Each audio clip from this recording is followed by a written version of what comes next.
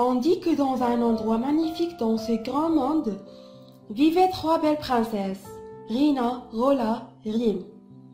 Elles vivaient avec leur père dans un grand palais. Leur père était un roi trop riche. Il préférait sa fille Rim au reste de ses filles. Elle était la plus proche de son cœur. Et toutes ses filles, les princesses, étaient fiancées par des princes, d'un royaume proche de leur royaume. Un jour, le roi était gravement malade. Il a décidé de rassembler ses filles avec leurs fiancés. Je vous ai tous appelés parce que je me suis pas bien. J'ai décidé qu'il va me remplacer. C'est moi qui va prendre ta place, mon père. S'il vous plaît, ne me interrompez pas. Laisse mon père terminer ses mots.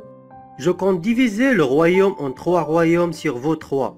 C'est une sage décision, mon père. Je vais tourner moi et 100 de mes hommes pour rester au royaume de l'une d'entre vous. 100 de tes hommes? Oui, votre amour et votre gentillesse pour moi détermineront la proportion de ce que vous obtiendrez du royaume. Tout le monde était silencieux en entendant au roi. Rina, peux-tu m'informer à quel point tu m'aimes? Tu es le tout pour moi. Ma vie n'a aucun sens sans toi, père. Tu resteras toujours le plus grand-père à mes yeux. Je vais prendre soin de toi. Je ferai tout ce que tu me demandes, n'importe quand et n'importe où. Tu es la personne la plus importante dans ma vie. Je t'aime beaucoup, papa, la personne la plus précieuse que j'ai. Le roi attendait des mots plus subtils et beautés d'après ce qu'elle a dit, parce qu'elle était sa plus aimée, et il a attendu qu'elle parle très bien. C'est tout ce que tu arrives? Vous n'obtiendrez aucune partie de mon royaume. Je vais le diviser en 2 parties seulement, pour Rina et Rola. Après que son fiancé a entendu ce que son père lui avait dit, il lui a laissé seule.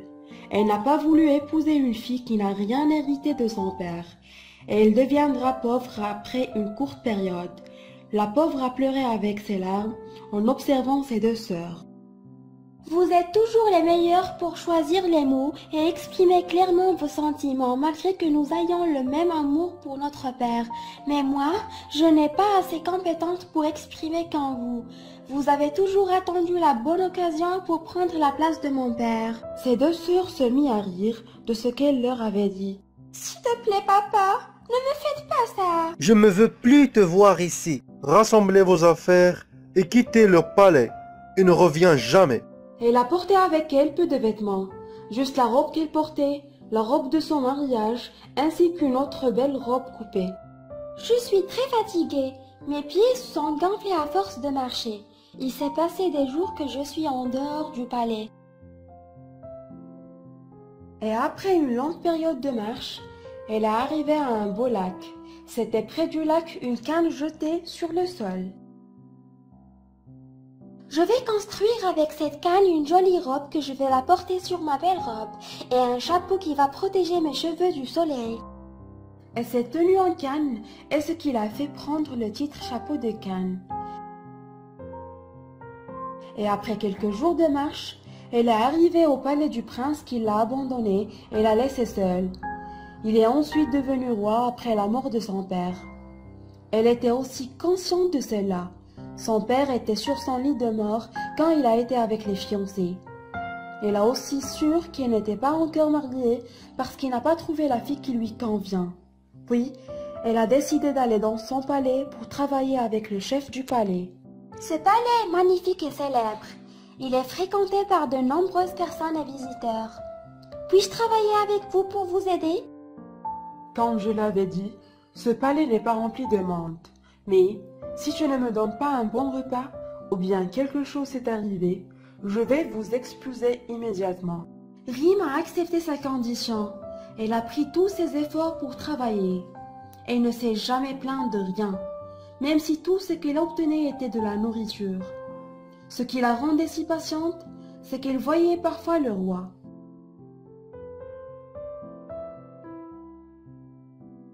Par contre, les choses n'allaient pas si bien avec son père le roi. Après avoir divisé son royaume sur Rola et Rina, sa fortune a diminué. Et comme il a promis et stipulé, un jour, il est parti au royaume de Rina avec 100 de ses hommes. Bienvenue mon père à tout moment. Mais nous n'avons pas besoin de 100 hommes dans mon royaume. Pourquoi tu ne gardes que 50 hommes avec toi et tu laisses les autres s'en aller? Ne parle pas avec moi de cette façon.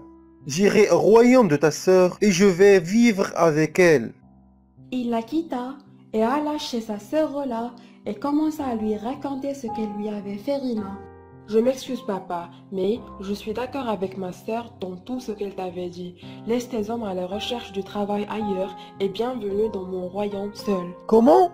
Il vaut mieux retourner au palais de ta sœur avec 50 de mes hommes. Dorénavant, tu n'es plus ma fille.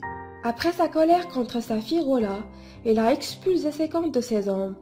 Il se dirigea vers le royaume de sa fille Rina, et parce que le roi est vieux et que son mouvement est lent, sa fille en a entendu parler avant son arrivée au palais. À son arrivée, il trouva les portes du palais fermées devant son visage par ordre de sa fille Rina. La princesse veut dire de partir rapidement, et vous n'êtes pas le bienvenu ici. Le roi n'a plus rien.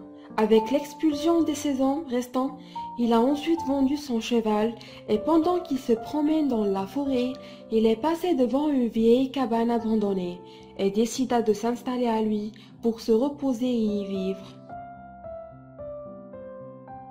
Un jour, Rim se rendit dans la forêt pour ramasser les fruits pour le roi et retrouva son père par hasard à côté de cette cabane, et son état était déplorable. Elle se tenait devant son père, mais il ne le connaissait pas. Sa vue était faible, et sa robe était différente de ce qu'elle portait d'habitude. Bonjour, que faites-vous ici? Votre famille vous a abandonné et vous a laissé seul? Connaissez-vous quelqu'un qui pourrait s'occuper d'un vieil homme comme moi? Oui, je connais quelqu'un qui peut s'occuper de toi. C'est moi qui va prendre soin de toi. Je fournirai tout ce dont vous avez besoin. Après cette conversation, elle est entrée aux cabanes et le nettoya bien et arrangea le lit et leur préparait une délicieuse bouffe. Elle lui rendait visite chaque semaine et organisait pour lui ses objectifs et lui cuisinait des plats savoureux. Et dans le palais du roi où il travaille, le roi organisait une grande fête. Elle compte assister et elle demanda au cuisinier. Il est impossible d'assister à une telle cérémonie avec une robe en roseau. Après le début de la fête, Rim enleva la robe en roseau et le chapeau de canne qu'elle portait pour apparaître sa belle et élégante robe et ses cheveux dorés et lisses. Et se tourna ensuite vers la fête et puis c'était la plus belle fille parmi tous ceux qui étaient présents. Dès qu'elle est entrée dans la fête, elle a attiré l'attention du roi. Il ne voit plus les autres et quitta toutes les princesses. Puis, il va vers elle et lui demanda de danser avec lui. Tu peux danser avec moi? Il ne la connaissait pas.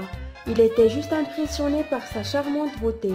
Il ne savait pas qu'elle était la princesse qui l'avait laissée seule. Après cette danse avec le roi, elle quitta la fête et se glissa vers l'une des salles. Elle a dormi et le sourire est dessiné sur son visage. Le lendemain matin, le cuisinier a pris une lettre à Rim au sujet de la fille que le roi aimait. Puis, le cuisinier prit de la nourriture pour le roi pour s'assurer de la belle fille. Avez-vous aimé cette belle fille, roi? Mais je ne sais pas s'il reviendra au palais. J'ai une bonne idée pour toi. Pourquoi ne pas organiser une autre fête et inviter tous les participants à la fête précédente? En ce moment, tu peux la trouver. C'est une bonne idée. On verra. Le roi organisa une autre fête dans le palais et trouva la fille qu'il cherchait. Il a de nouveau dansé avec elle. Elle était encore la plus belle du fête précédente. Il a été impressionné par cela. La princesse sourit et glissa comme d'habitude. Et une autre fois, le roi comme d'habitude organisa une autre fête dans le palais.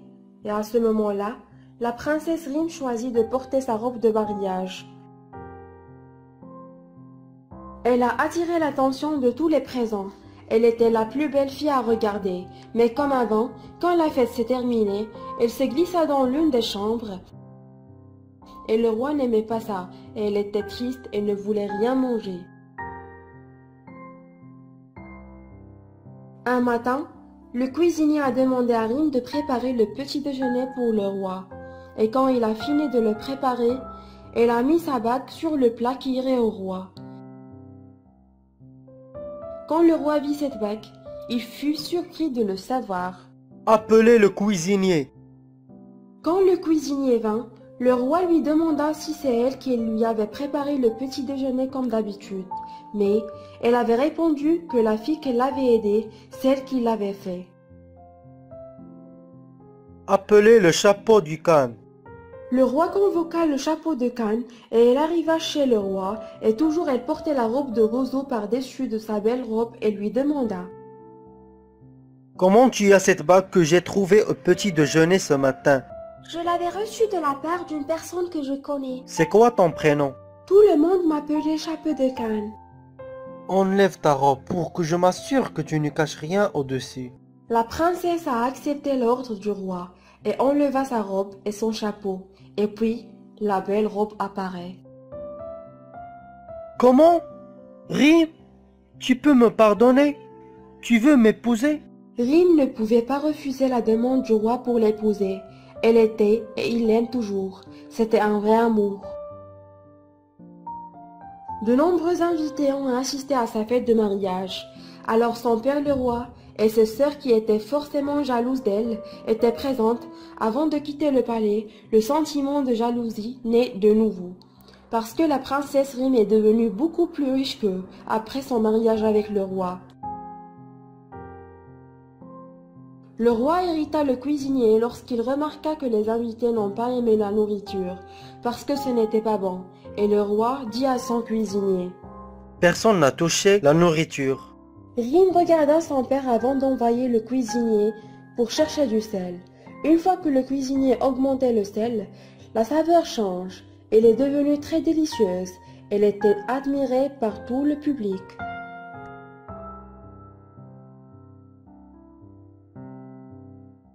Le cœur et la sensation du père de Rim ont bougé et ses larmes ont commencé à couler. Après avoir réalisé que sa fille Rim avait un bon cœur et d'une tolérance et qu'elle l'aimait de toutes les profondeurs de son cœur et elle l'aimait plus que tout.